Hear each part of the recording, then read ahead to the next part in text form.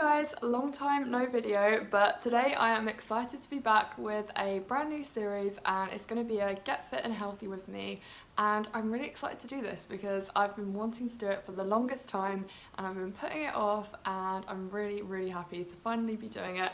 So the aim of this series is kind of to show my journey from where I'm at now, which is kind of not in the best shape, not eating very well, and to kind of get fit and healthy together. So I find a lot of fitness videos are kind of people that are really inspirational and they're already really in shape and they work out often and they kind of, you know, have all their crap together, and that's definitely not me. So I thought it would be really fun to do it together so we can grow and just like maybe share tips with each other and all help each other out. But today's video is going to be just kind of giving you a quick background on why I want to do this series and kind of how I've got to this place. And then the rest of the video is going to be my top 3 favourite vegan recipes that are great for batch cooking. So if you don't want to hear about the kind of my health journey, I guess, then skip ahead a few minutes and you can see the recipes. But if you do want to hear about that, I'll go into that now. So for the majority of my life I have been a vegetarian, and when I was vegetarian I would definitely classify myself as a kind of junk food vegetarian. I ate a lot of cheese and pizza and pasta and chocolate, and I guess I did eat vegetables and stuff. Obviously my mum cooked dinners with veg and stuff, but I did eat a lot of junk food as well. And then when I went vegan about 4 years ago now, maybe longer, I'm not sure, but around 4 years ago, I didn't really know about any of the like vegan cheeses and all of these kind of mock meats and vegan chocolate that you could eat. So without necessarily trying or even being conscious of it, I went into like a whole food plant-based diet, which was great. I was feeling so healthy, so energized. I was probably feeling the best I'd ever felt. Because although I never really had a problem with my weight, I definitely was not in the best shape because I ate so much junk food, and I've never really been super into exercise. Like I did a few sports and stuff at school and a little bit at uni, but not really. I'm more of like a walking around the shopping centre as exercise kind of person. So yeah, I kind of wasn't the healthiest vegetarian. Then I went vegan and I became a lot more conscious of what I was putting in my body. So I was eating a lot of grains, legumes, rice, vegetables, like fruit, just all the good stuff. And then slowly but surely all of the amazing vegan products became more accessible. I became more aware of them, and I just started being like, oh my god, vegan junk food everywhere, this is amazing. And every time there's a new product I'll buy it. And I've now reached a point where probably over the last year or so is where it's got the worst, and that is definitely a correlation of when I've moved out of home and got my own place. But I have been eating like kind of vegan junk food most of the time. So most of my meals, apart from breakfast where I'll be really healthy and have like a smoothie or oatmeal, the rest of the day I'm like vegan junk food.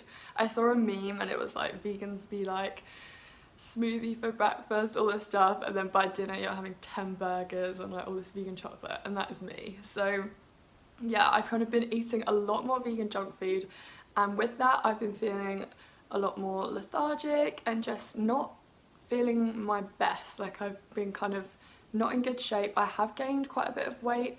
I think that's also partly due to the fact that my rise in vegan junk food eating has correlated with me working for myself and being at home a lot of the time, which means that I'm just not getting those daily kind of steps in and getting exercise, even if it's not in a really organised form. There's days where I don't leave my house, and I don't know what this was on the other day, but there was like an app or something. Oh, I think I was using Chronometer, and you have to put in what your daily exercise level is. And one of the options was sedentary, and I was like, oh no, that's probably me, because there are days where I don't leave my house. So yeah, I need to work on that. That'll be part of this series. But anyway, I've been kind of lethargic, just not feeling great, and I want to change that.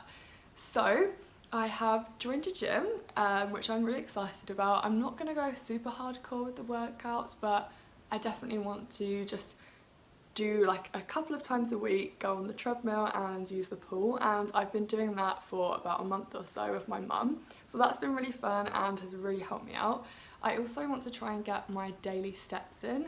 So that is something I'm going to work on probably. I think the recommended amount is 10,000 steps a day. So I'm going to aim for that, but try to do at least 5,000 on like a lazy day.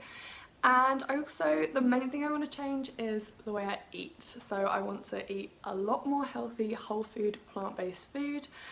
And I'm definitely still going to eat the vegan junk because I love vegan junk food, but in moderation, not as like the staple of my diet, as more like a vegan junk food rather than every day. So I'm really going to work on that. And the final thing I'm going to work on, and I'm not sure if this is something that's very unique to me or if a lot of you can relate if you have a partner who is a lot bigger than you, but Matt is 6'7", I'm 5'10", 11, and since we've lived together, Matt eats a lot of food. He's always eaten a lot of food because obviously he needs to. He has a lot of him to fill up. And I have slowly like crept up to eating the same portion sizes as Matt because I get major FOMO. So when we do like burgers, chips and salad, for example, firstly he doesn't really like the salad, but he'll have 2 burgers and then I'll be like, I want 2 burgers. So I've just slowly started to eat way more food, and then after dinner he'll be like, oh, I fancy like a huge bag of crisps as a snack. And then I'm watching him eating the crisps and I'm like, I want crisps as a snack. Even though I'm not hungry, I just feel the like compulsion to eat because someone else is. So I'm gonna really try and work on that and start giving myself the portions of someone who's 5'11", not 6'7". So that's the final thing I'm gonna work on. So I guess to sum it up, exercise, eating healthy, whole food, plant-based, and portion sizes that reflect my size. So I think I've rambled on enough. I'm gonna stop and get into the recipe part of this video now, but I hope if you're in a place in your life where you're feeling like it would be great to get a little bit more fit and healthy, then we can do this together. And if not, and you're watching this, then I guess thanks for holding me accountable, or just, I don't know, maybe you just want the vegan recipes because who doesn't love vegan recipes? So let's get into the batch cooking part of this video, and I thought this was a really great place to start with this series because I know for myself, if I don't have healthy food accessible, I'll just reach for the quickest, easiest junk food that I can kind of cook up, if it's something you can just throw in the oven or the microwave. So for me, having really healthy meals that I can just grab out of the fridge or freezer and heat up is super helpful. So today I'm going to be cooking my 3 favourite healthy meals that are great for batch cooking. They're all super quick and easy to do, nothing complicated, no really extravagant ingredients, and my plan is to do this on a Sunday every week, just batch cook at least 3 different meals for that week, and then throughout the week I'll have those available to just have for lunch and dinners, and it should be really helpful. So let's get into the recipes.